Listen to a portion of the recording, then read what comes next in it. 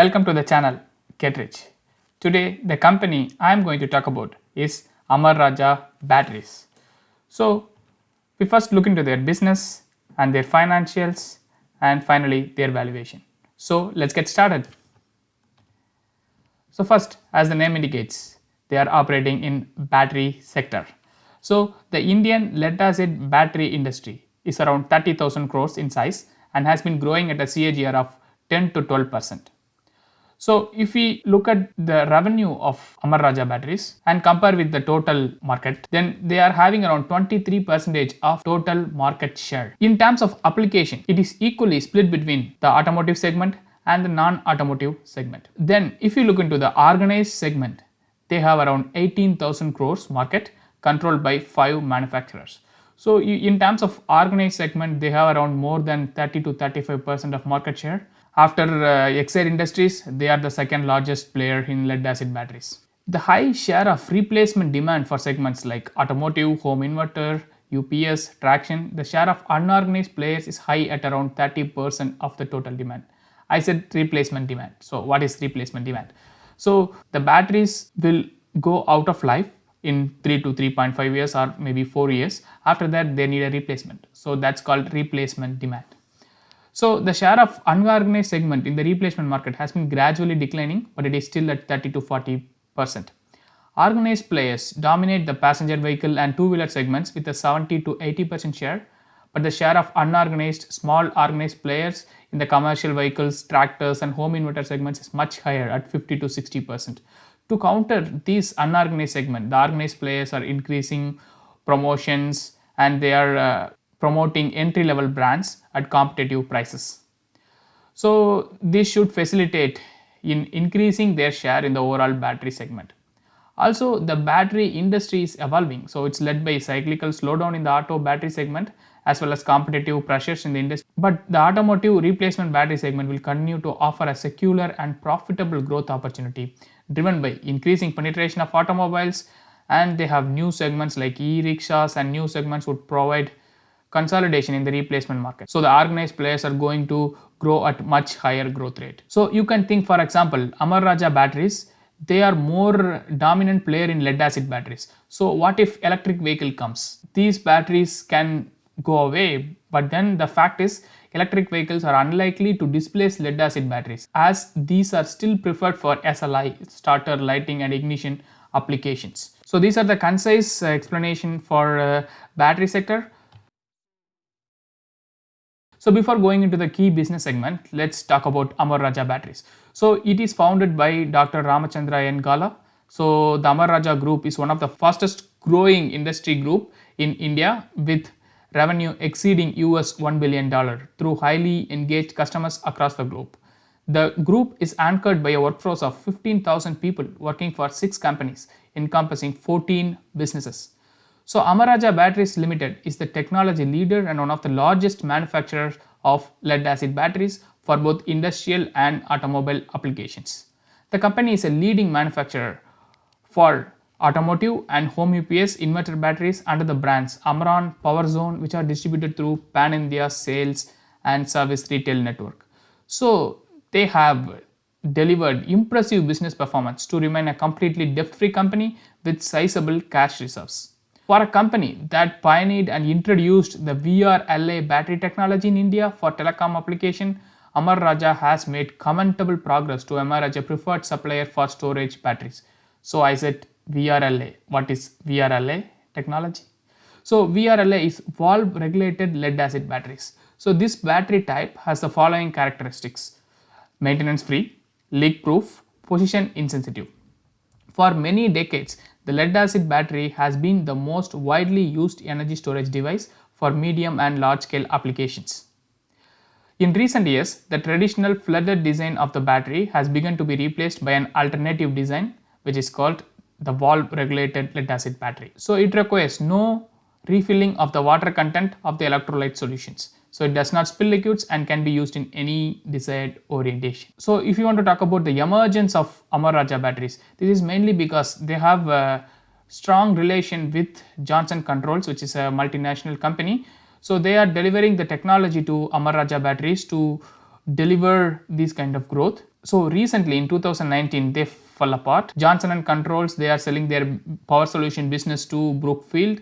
So they are getting out of this power solution business. So they are forced to sell this Amara Raja batteries as well. So this opens up newer possibilities for Amara Raja, but they are keenly watching the development post the sale transaction. Also, they signed a license agreement with Johnson Controls for its power frame technology, so it can be utilized for industrial and automotive batteries. So then, now looking at their key business segment, the first one is automotive business, and if you look at there, every third car in Singapore, which is powered by Amara Raja batteries, they are the largest manufacturer of VRLA batteries in the Indian Ocean Rim. And if we come to the industrial battery segment, so one of the seven wonders of the world, Taj Mahal, which is powered by Amara Raja batteries, and every second telecom tower in India, which is powered by Amara Raja batteries. So let's go into the automotive battery division. So, India's passenger vehicle industry reported its worst performance in 5 years in 2018 to 19 as higher fuel prices, an increase in insurance cost, a lack of financing options. So, the passenger vehicle market in India is likely to reach a sales figure of about 5 million units in financial year 2023 from 3.3 million units in financial year 19. It does not grow this year, but in the future, in 2023, it is expected to grow at a CAGR of 7.7% according to one report. The report also noted the significant growth potential in terms of penetration of four-wheel vehicles in India, which is much lower when compared to global economies such as US and China. Their products are marketed under the brand Amaron and PowerZone. They have a distribution network of around 30,000 plus Amaron and PowerZone retailers, facilitating a pan-India reach. So they offer a wide range of battery solutions in passenger vehicles, three-wheelers, two-wheelers, commercial vehicles, farm vehicles, and home UPS inverters. So they are manufacturing their products at Tirupati and Chittoor. We have two main demands, which is the OEM demand, which is they sell batteries to the OEM, original equipment manufacturers, and then they can also sell for the replacement battery segment directly to the retailers. So in the OEM segment, the company is present with almost all the OEMs operating in India in the passenger vehicle and two-wheeler space, barring a few. They have prestigious original equipment manufacturers like Maruti Suzuki, Renault Nissan, Royal Enfield, Tata Motors, Bajaj, Honda, Hyundai, Mahindra. So they have a lot of clients, mostly all of them. So they have a huge market share in the segment. So the company's automotive batteries are exported to 32 countries across the globe. The company is also the leading private label supplier for prominent brands. Also, if you look at aftermarket solutions, so automotive replacement battery segment offers all-round and profitable growth opportunity. This segment enjoys the higher profitability in the battery segment due to B2C nature of the business, high pricing power with a diffused customer base, demand for higher quality and performance, and also an automotive battery's life which is 3 to 3.5 years translate into linear replacement demand from the existing vehicle population.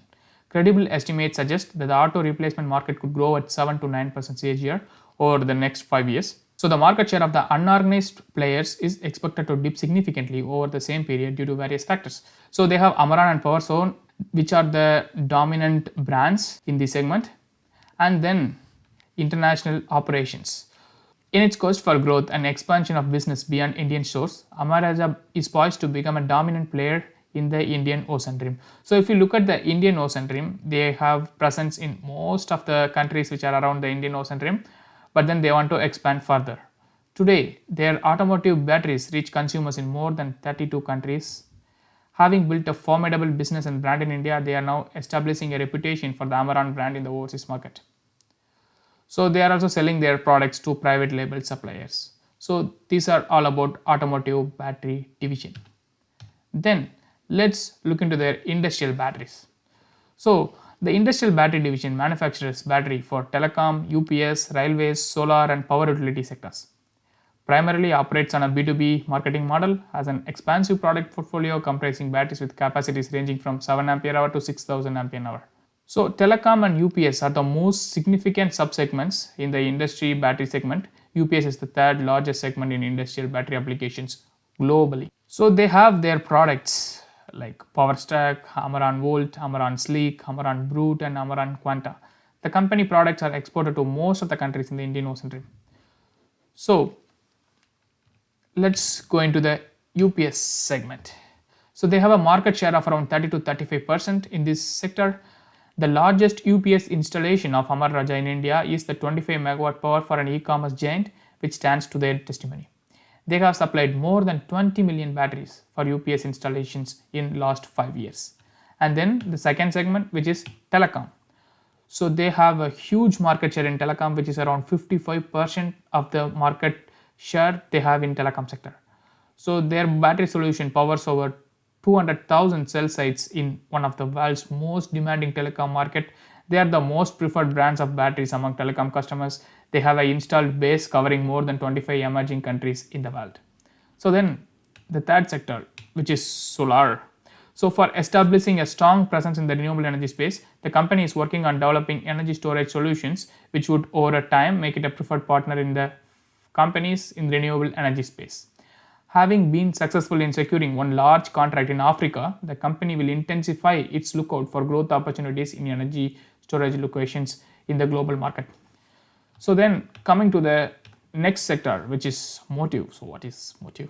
So Motive power batteries provide power for imparting motion to machineries. So one of the key focus areas for the company would be to establish a strong presence in this sector, owing to the thrust on warehousing consequent to India becoming a single marketplace. So the battery usage in Motive power is minuscule in India compared to the global average. Motive power accounted for 34% of the global industrial battery market in 2016 as against 4% in India. Although India accounts for 37% of Asia's reserve power market, its share in the Motive power market is still nascent at 3.5%, indicating significant opportunity going forward. So then other sector, which is railways. So they are pioneers in introducing the VRLA battery technology to Indian railways. So Amara Raja, they are proud to deliver VRLA power backup solutions to the Indian railways, one of the largest networks in the world, through its efficient and reliable batteries. The VRLA maintenance-free batteries provide uninterrupted power backup support for the never-ending requirement of the railways. Their batteries provide power backup to air conditioning coaches, non-AC coaches, DMMU coaches, and signaling systems. Their batteries powered the major metro signaling network and its stations. So they supported the Indian Railways effort of introducing 3-tier air conditioning coaches. They are leader in providing power backup solutions for major product and product requirements of Indian Railways. They have pan-India service and maintenance to Indian Railways for more than 3 decades. And then they have the defense sector.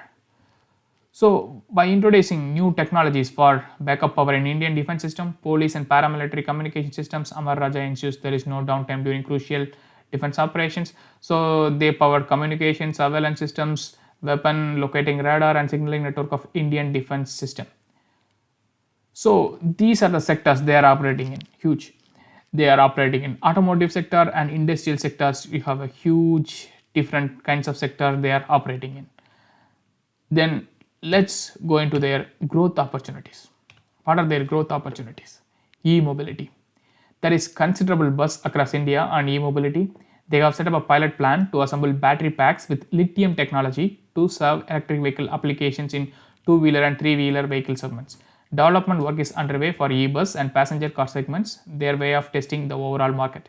So they are the leading lead-acid battery player, but then they are starting to step into lithium technology to provide technology for electric vehicle batteries. So e-rickshaw is an inspiring opportunity for these lead acid battery players, because as one e-rickshaw has a pack of 4 large lead acid batteries, so they are using large traction, so their lifespan is just 6 to 9 months. So with the life cycle of e-rickshaw, which is around 2 years, it has a 3 replacement cycles. So it is also interesting to have their presence in e-rickshaws. So also let's look at the e-vehicle plan from the government. So what do they want to do? So assuming they attain the 2030 electrification targets set by Niti Aayog, so which is they are assuming in 2030 40% of all private vehicle sales to be electric vehicles, 100% of all intra-city public vehicles to be electric vehicles. So then lithium ion batteries would be a $42 billion opportunity. So it's almost 9 times the opportunity of lead acid battery. So look at the opportunity. Based on this, the opportunity for cell manufacturing would be huge. So if you look at the electric vehicle, lithium ion batteries would be the single most expensive component of electric vehicle, with the contribution around 30 to 40% of the cost of electric vehicles, which is going to be from batteries. So hence the highest priority for automotive OEMs would be to localize battery sourcing to reduce the cost of batteries as well as lower forex exposure. India is not only late to enter lithium ion battery manufacturing, but it would also face several challenges in the form of no or literally no or low resource for key minerals like lithium and cobalt, limited technology know-how for the lithium ion batteries, uncertainty of technology, and no clarity on policies. So India has laid out a roadmap for the development of Indian battery manufacturing industries with 3 stages. So they are estimating India would require a minimum of 20 gigafactory scale battery manufacturing units, collectively producing approximately 800 gigawatt hour of batteries per year by 2030. So then they are estimating the impact on sales. They are going to grow 15% sales year from 2019 to 2025 based on this e-vehicle traction which is coming in. But these are long-term opportunities. We are talking about 2030.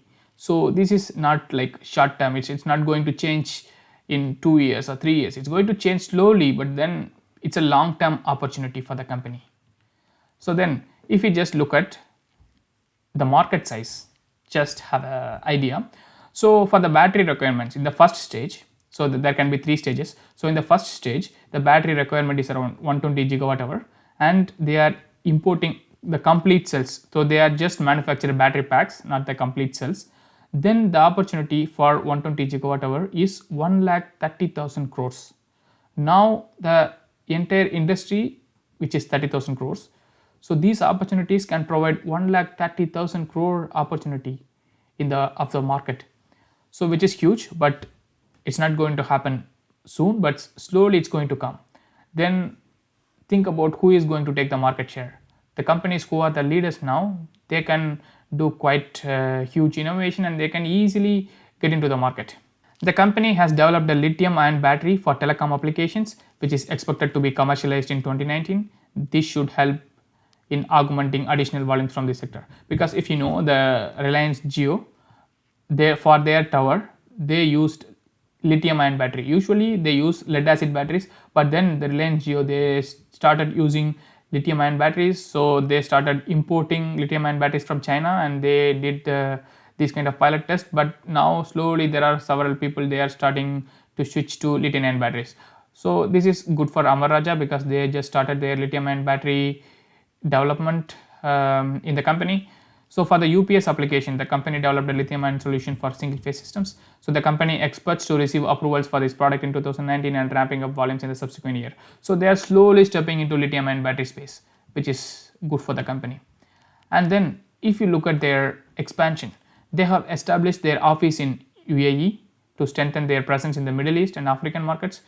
So while they continue to grow volumes in these markets, they will soon expand their presence in other key global areas such as Southeast Asia. So if you look at their capacity additions, so they are slowly increasing their capacity addition. So in the recent year 2020, so they increased their two-wheeler units much higher. Also the other thing to mention is, for example, I said lead acid batteries is not going to replaced entirely with lithium ion batteries because they still need it for the cars, four-wheelers, but then two-wheelers, they don't need lead acid batteries anymore. So these can impact the demand in the longer term. If they switch to electrical two-wheelers, then there will be a demand slowdown in electric two-wheelers, but then four-wheelers, they have huge demand. So these are also some risk, not in the short term but in the long term. Then if you look into the financials, let's look at their revenues, how it panned out. So it nicely improved. The revenue, it's growing year on year. So in 2014 it's 16% and then 22% and then 10%, 15%, 14%, 12%. Financial 20, it's just 1%. But then we all know this is because of the slowdown in automobile sector as a whole. So it's not a company specific thing, it's an industry specific thing. And then if you look at the quarter over quarter growth, they are maintain their growth 13%, 15%. They are maintaining their growth more than 15%. But then recently, from fourth quarter of 2019, they are not growing at all. It's just 1%, 2%. They are also degrowth a bit. But then the reason is mainly because of the slowdown in automobile industry and economy as a whole. But then the replacement segment can help them, but then not a lot. So they cannot grow like more than 15% in this kind of time. So then let's look at their EBITDA margin. Their EBITDA margin, it's around 16%, 17% for more than 3-4 years, and then it dropped to 14% financial year 19. And again they gained back to 16%. But why they are dropping their EBITDA margin? It dropped to 14%. What caused this? So if we analyze that, then their main source of raw material, which is lead. So it's the lead price which is impacting their margin. So if lead price goes up, their margin comes down. If lead price comes down, their margin goes up. So yeah, that's the risk, the price of lead. That's the main thing, because that's the main key raw material for them. So then let's look at their EPS growth. So they are growing at around 10%, 15%, 20%. But from financial year 17, they didn't grow at all. They just do grow. Their revenue grow, but then their bottom line did not grow. This is because their margin went down. But now their margin shot up to 16%. Also, they have a lower tax regime. They moved from 35% to 24-25%. So that helped them to post 38% growth. But that's not going to sustainable. So I'm not expecting it to grow around 30-35% EPS. No, not possible. So they are going to grow at very much lesser pace. And then let's look into their balance sheet. So their total current assets, it's growing quite nicely from 12 billion rupees to around 22 billion rupees. And then if you look at the total equity, it's from 1700 crores to 3335 crores, which is quite good. So if you compare the total current asset and total current liabilities, they have much higher total current asset than total current liabilities. They have around 2292 non-current assets compared to the non-current liability of 258 crores. So they are mostly a debt-free company, and they have a huge cash. So yeah, since they have cash, they can, in this kind of market, they can quite well do a lot of things. So then if you look at their net worth, it grown from 1700 crores to 3335 crores, and net fixed asset grows nicely, net current asset it grows nicely. So they are growing at a CAGR of around 14% for the past 5 years. Their net worth also grown at around 20% for the past 5 years. And then let's look into the return on ratios. So return on equity, it's around 30% in financial year 14. It came down pretty huge from 30% to just 15%. And now it's staying at around 16-17%. It's not bad. More than 15% is always good. So if you also look at the return on capital employed, it's also more than 15%. It's around 16%. Now it's around 15% to 16% now. That's also okay. And then if you look into the cash flow, so in the previous years they don't have much free cash flow. So but in the financial year 2019 they have a free cash flow of 40 crores. But then coming years, financial years, the analyst, they are expecting it to give a good free cash flow around 190 crores in 2020 and 310 crores in 2021. So then shareholding pattern. So let's look at the promoter shareholding. It dropped quite a lot in June 2019. As I said before, this is mainly because they have a joint venture with Johnson Controls, which is an MNC, and then they are selling their power solution business, and so they sold their shares. That's why promoter share dipped. So that's okay. But then also always Amara Raja batteries are traded at premium to Exide Industries just because they have the backing of MNC. But now they don't have a backing of MNC, so their premium valuation can come down now. So if you look at the promoter pledge, it's around 6%. But yeah, that's a bad sign, pledging. But then it's 6%, it's okay. So also if you look at FII plus DII holding, they are still quite good. They are just increased a bit, 1 to 2% in the last quarter, but still, yeah, it's quite okay. And then valuations. So if you look at the valuations, so the Amar Raja, they valued at around 37 P at one point of time, at around financial 16, 17, but then now currently it's trading at 15. But if you look at the average PE is around 20. So now currently is trading below than the historical average PE. But then also if you look at the price to book, it sold at around 7 price to book, crazy valuations some point of time. But then currently it's staying at around below the average. And then if you project the future projections, so the revenue in financial year 2016 it's around 4,600 crores. So in financial year 2020 it's around 7,000 crores. So I'm expecting it to grow to 9,000 crores in financial year 2023. So I'm expecting 10% revenue growth for the next 3 years.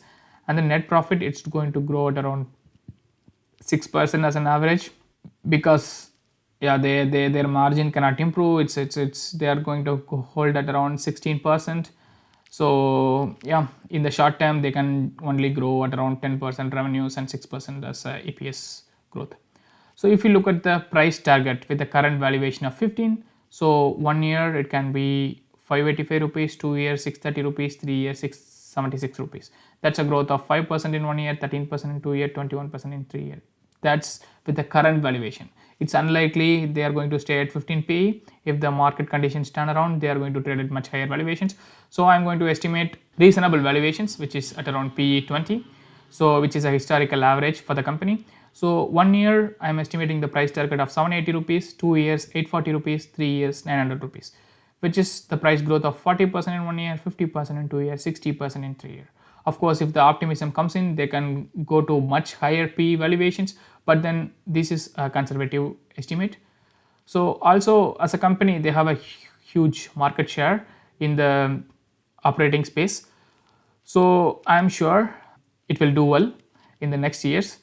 If you want to hold this stock for next 3, 4, 5 years, also in the long term 5 to 10 years, this stock can do quite well, because there are a lot of opportunities which are coming in for them. Electric vehicles, lithium ion batteries grow, they are expanding. So if you look into the long term opportunity, they have a quite good long term opportunity, because they were growing at quite high growth. So I am recommending this stock, but of course do your due diligence before investing in any stock. Also don't put all your money in one single basket, so diversify. So just not don't put more than 5% of your portfolio in any company. So that's all for today. If you like this video, like, comment and subscribe, and have a nice day. Thanks for watching.